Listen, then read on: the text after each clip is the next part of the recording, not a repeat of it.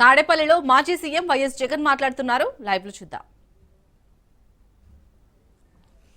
ఋషికొండ వద్ద high end tourism resort.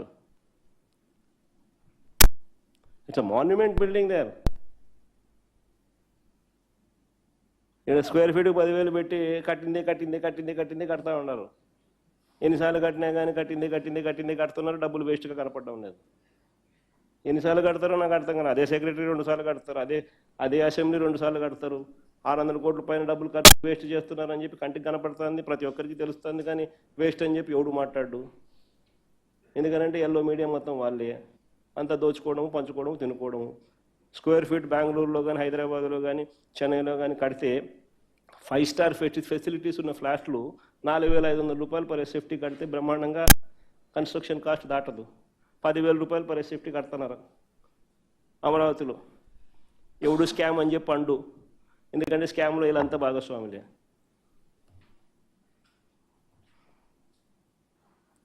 వచ్చిన తర్వాత మేము మా హయాంలో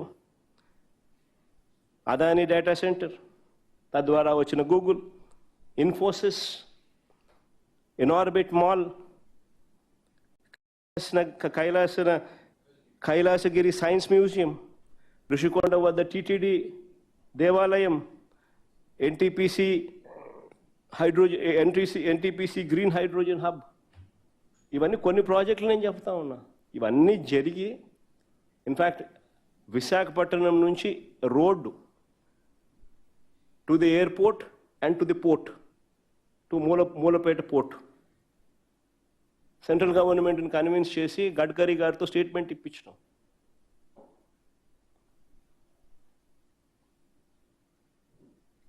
అసలు ఇవన్నీ జరిగితే అదొక కారిడార్. ఇది విజన్. ఇవన్నీ పూర్తయితే పురోగతి అనేది కనిపిస్తుంది, నెంబర్స్ అనేటివి కనిపిస్తాయి. లేకపోతే 5,650 కోట్లు పెద్ద అమౌంట్, పెద్ద నెంబరు అని చెప్పి డబ్బాలు కొట్టుకోవడమే. రాష్ట్రం పెరగాలి అని అంటే ఏం చేయాలన్న విజన్ అనేది లేకోకుండా వీళ్ళు చేసిందే కనపడతా. వీళ్ళు ఏ రకంగా ఉన్నారు అనే దానికి ఇవన్నీ కూడా ఎగ్జాంపుల్స్. మా హయాంలో గొప్పగా నేను చెప్తా ఉన్నా, దేవుడి దయతో, ప్రజల ఆశీర్వాదాలతో 5 ఏళ్ల కాలంలో 2 ఏళ్ళు కోవిడ్ ఉన్నా కూడా కేవలం మాకు 3 సంవత్సరాలు మాత్రమే మా చేతుల్లో ఉన్నది టైం. అయినా కూడా గొప్ప రిఫార్మ్స్ తేగలిగాం. స్కూళ్ళు మార్చాం. నాడు నేడు అయితేనేమి, డిజిటల్ క్లాస్ రూమ్స్ అయితేనేమి, టోఫుల్ క్లాసులు అయితేనేమి, 8వ తరగతి పిల్లల చేతుల్లో ట్యాబులు అయితేనేమి, సిబిఎస్ఈ కాదు ఐబీ తీసుకొచ్చే కార్యక్రమానికి శ్రీకారం చుట్టాం. వైద్యం, వ్యవసాయంలో అనూహ్య మార్పులు తీసుకొచ్చాం. గ్రామాలలో సేవలు గడప వద్దకు తీసుకొచ్చాం. ట్రాన్స్పరెంట్గా చేయలేము అని అనుకునే పరిస్థితుల్లో నుంచి గవర్నమెంట్ సేవలు ట్రాన్స్పరెంట్గా లంచాలు లేకుండా ఇవ్వగలుగుతామని చెప్పి ప్రూవ్ చేసినాం. అన్ని గొప్ప రిఫార్మ్స్ తీసుకొచ్చినాం. చాలా ఈరోజు నిజంగా సంతోషపడతా ఉన్నాం, గర్వంగా ఉన్నాం. 3 ఏళ్లలో ఎవడు చేయలేని గొప్ప కార్యక్రమాలు కూడా దేవుడి దయ వల్ల చేయగలిగామని చెప్పి. అందుకే ఈరోజు కూడా చిక్కటి చిరునవ్వుతోనే మా వాళ్ళు ఏ గడపకైనా పోగలుగుతున్నారు. చిక్కటి చిరునవ్వుతోనే పోగలుగుతున్నాం మా వాళ్ళు ఇవాళ. మేము చేసిన ఉమెన్ ఎంపవర్మెంట్ అయితేనేమి, మేము చేసిన రిఫార్మ్స్ అయితేనేమి, ఇవన్నీ మాకు శ్రీరామ రక్షగా. ఈరోజు ప్రజలు గొప్పగా మమ్మల్ని రిసీవ్ చేసుకునే పరిస్థితి, ఈరోజు గొప్పగా మేము పరిపాలన చేయగలిగినాము అని చెప్పి కూడా చెప్పగలుగుతా ఉన్నాం. 3వ టాపిక్ పోదాం. ఉద్యోగులకు సంబంధించిన సమస్యలు, ఉద్యోగులకు సంబంధించిన విషయాల మీద చంద్రబాబు నాయుడు కుప్పిగొంతలు, పిల్లి మొగ్గలు. నాని నాకన్నా బాగా మాట్లాడతారు.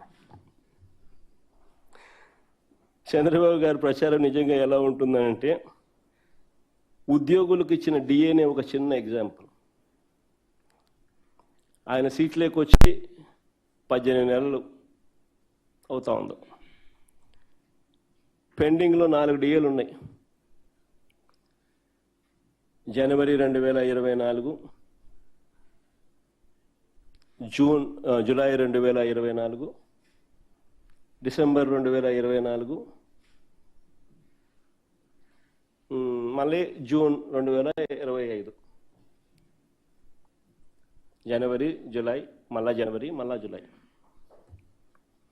4 డిఏలు పెండింగ్. ఒక్క డిఏ కూడా ఇంతవరకు ఇవ్వాల. ఉద్యోగులంతా రోడ్డు ఎక్కిన తర్వాత అనేక డ్రామాలు చేస్తూ ఒక డిఏ ప్రకటించాడు.